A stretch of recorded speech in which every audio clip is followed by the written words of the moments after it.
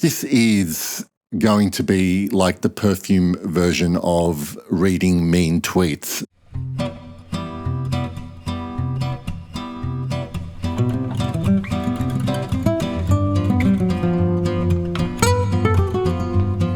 Every 6 months or so, I go through the trouble of going through my perfume collection and picking out my favourite 10 perfumes of that particular time.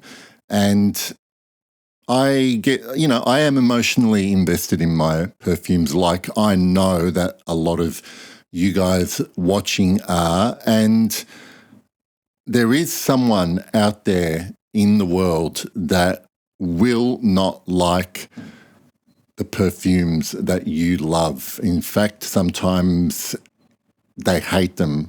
So I thought it would be fun to go through my current top 5 perfumes that I ranked in this last video and read some very negative reviews, or any that I could find, about a few of them, and kind of react to that, I guess, or respond to that. And then I'll talk a little bit about reviewing in general, bad reviews. This is going to be like the perfume version of reading mean tweets. So let's get started. One of my all-time favourite perfumes is Seii Alob by Parfumeur.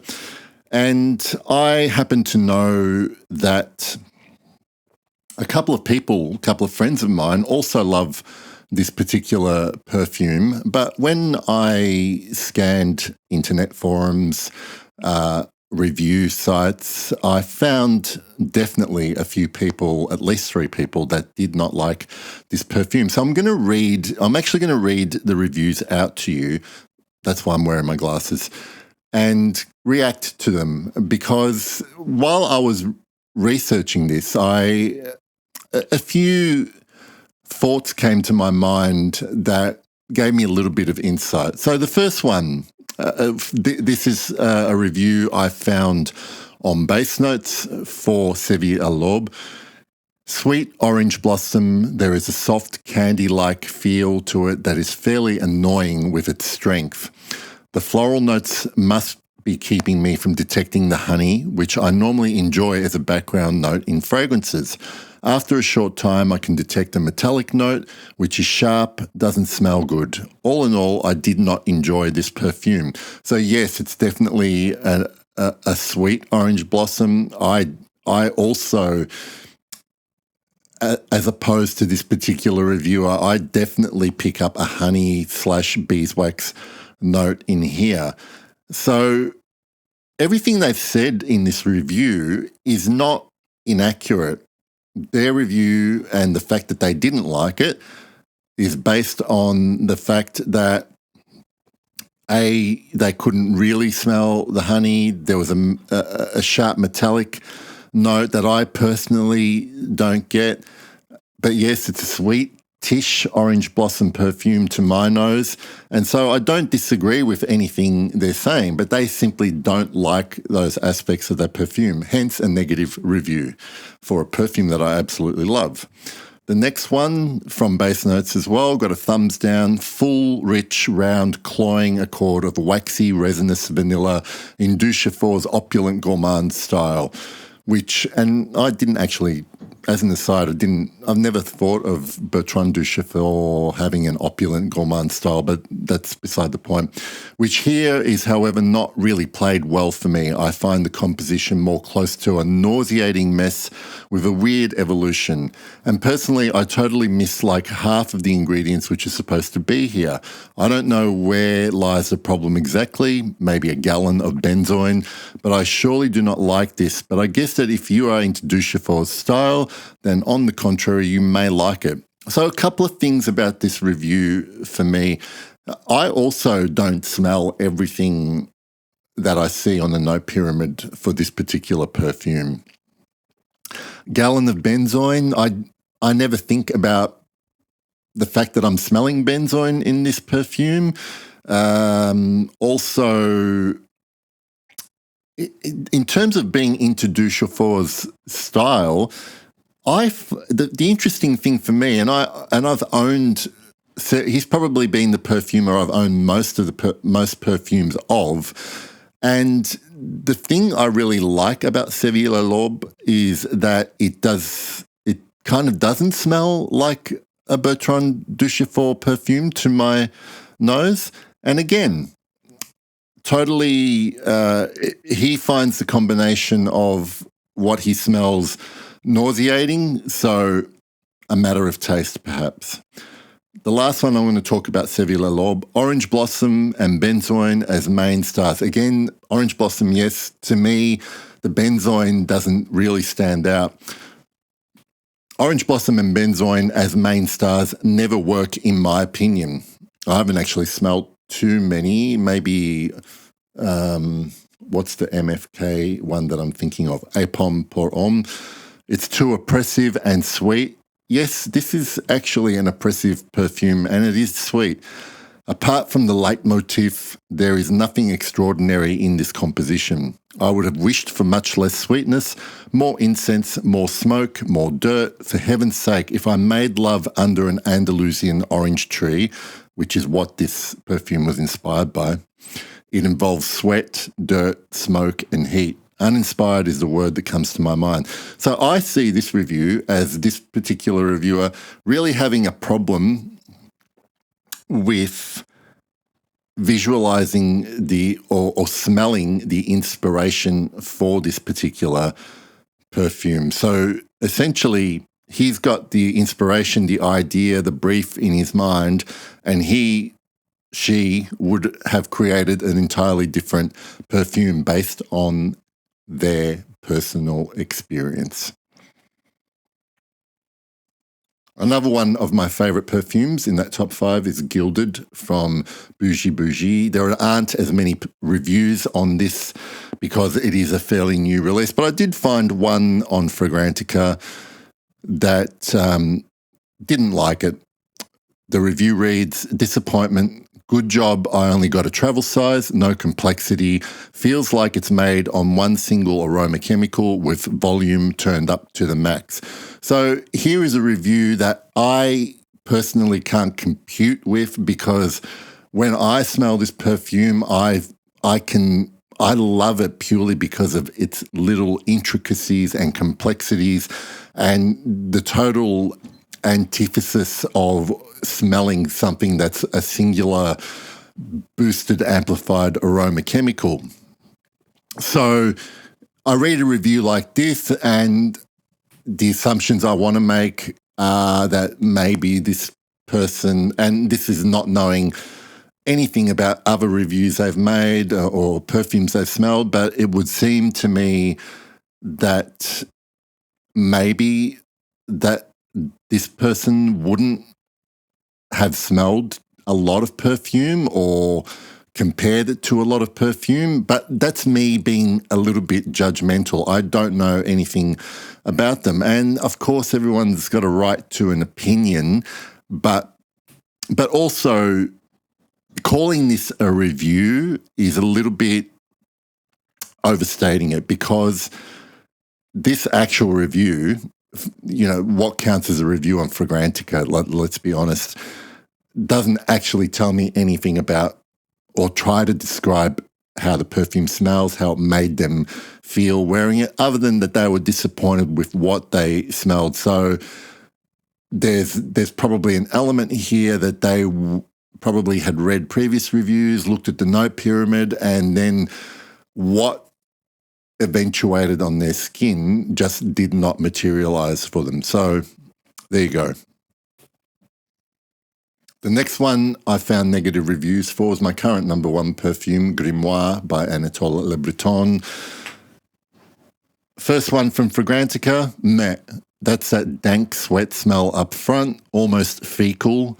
I thought on first whiff there might be hyrax or ambergris in there, but it's just musk and cumin, and there's a typical church incense in the background. After a bit of muskiness airs off, and it's a pretty basic sweet incense, a little boring. So I think with this one here, first of all, I don't know. I personally don't find anything fecal about this perfume. Yes, cumin is definitely there. I always associate that more with old sweat, dry sweat.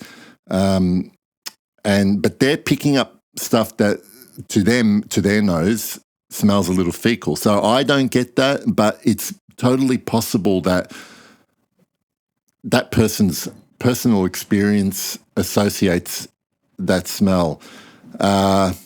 And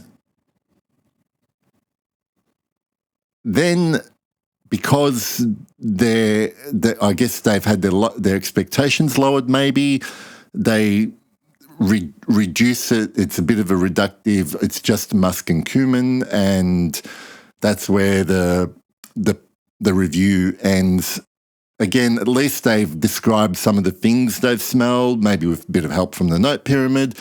But it's just the fact that this reviewer has had this association with what they're smelling, which is not a pleasant one for them. So be it. I still love the perfume.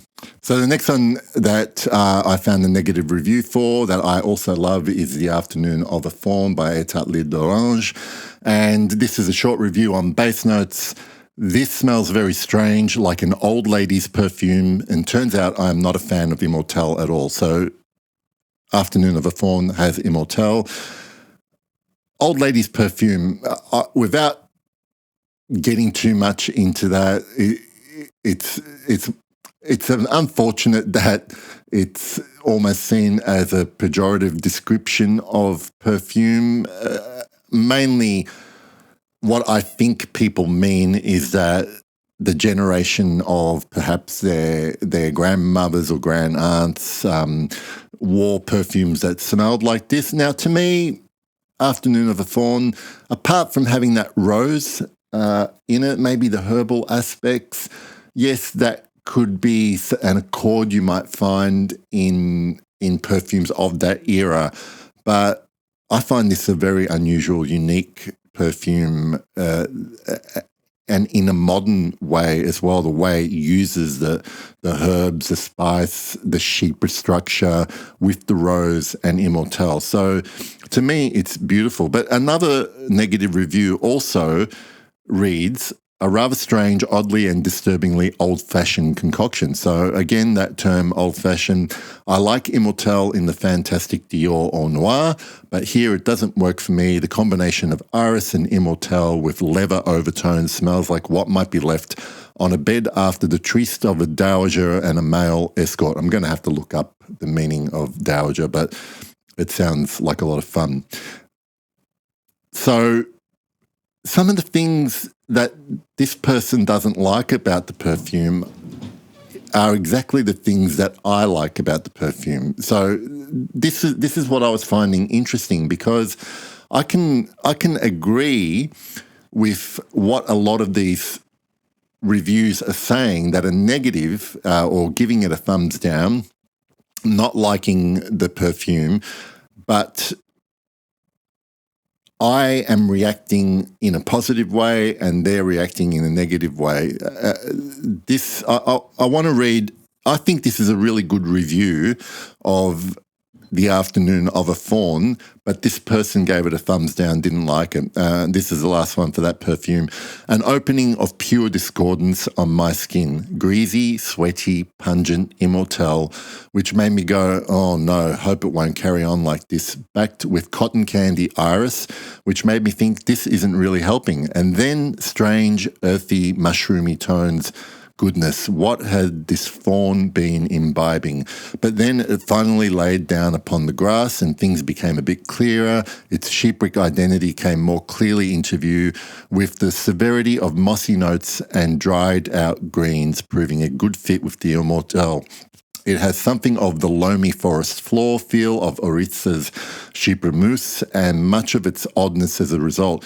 With the Immortelle finding its place in a mix, a rich butteriness rises up, which puts an interesting gloss on what is essentially a half green, half brown. I did like that sentence because that's how I visualize this perfume. Half green, half brown scent, which smells of natural, organic things. Eventually, through the sheep brick elements, though the sheep brick elements recede, and we are left with hours of sun-baked immortelle permeated with a chokingly honeyed rosy odour. I can't warm to this later stage at all, and a full day's worth I consider to be a punishment, whereas I consider a full day's worth of the afternoon of a fawn a pure delight. So this is the interesting thing. Really, the point of this whole video and me reading negative reviews about perfumes is that nothing I read of another person's opinion should, or it probably did once upon a time, but will no longer influence me to not smell something. So I will still smell as many things as possible. I may be aware that a particular perfume has received negative reviews. A lot of people don't like it, but in some kind of perverse way, it makes me want to smell that perfume a little bit more even. And then this is another reason why I like blind sniffing, is that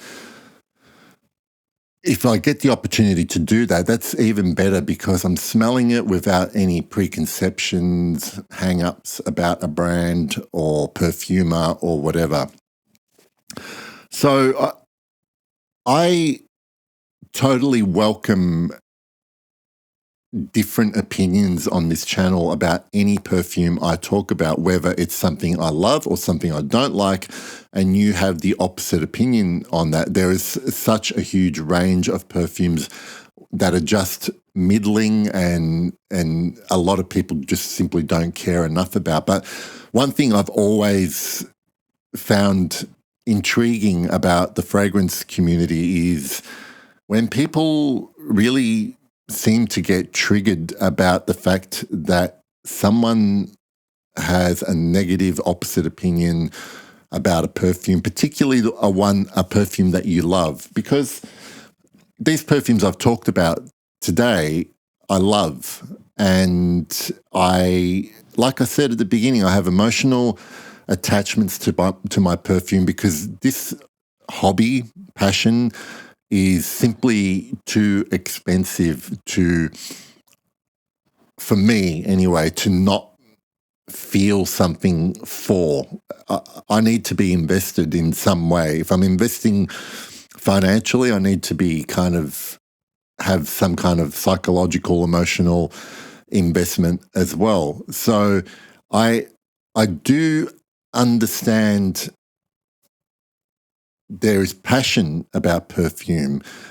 I guess for me, it's taken me some time to simply get to the point where if a perfume is being trashed and I love that perfume, maybe a few years ago I would have been triggered and thought that this person doesn't know anything they're talking about. What the hell are they smelling? Blah, blah, blah. And now I don't care because I know what I'm smelling. I know my own experience. I feel like I understand and really know my taste a lot better these days to not feel attacked or have my taste questioned in any way. And I guess, like, for anyone who watches me regularly, I would sort of encourage everyone, probably more pointed at people who haven't been into perfume for as long or starting to get into it, is it's an oldie but a goodie. This cliched piece of advice is always trust your nose. 7 years ago, when I was enjoying wearing things like Paco Rabanne's Invictus, Mont Blanc Individuel, at the time I was enjoying and I loved wearing those smells. They were new to me. They were different to anything I'd smelled, and I was really enjoying them. Over time, I found other perfumes. I discovered different genres, different scent profiles, and they kind of fell by the wayside. If you like perfumes like that now, just enjoy them. That's what perfume's for. Perfume's made to enjoy, to let yourself feel different, to change your mood. And right now, hopefully everyone will get to a point where what one person thinks about a perfume has absolutely no bearing to how you experience it. And on top, and to that point, I am never going to get triggered enough to feel like I'm being attacked or to respond or provoke anything that would cause an argument, because we're talking about we're talking about a completely 100% subjective experience. And that's that. That's what I wanted to record this video about. I know that was a little bit of a ramble, but I hope you get my point, and I'm very curious to hear everyone's opinions on this very subject. So thank you for watching, and I'll see you all later. Bye.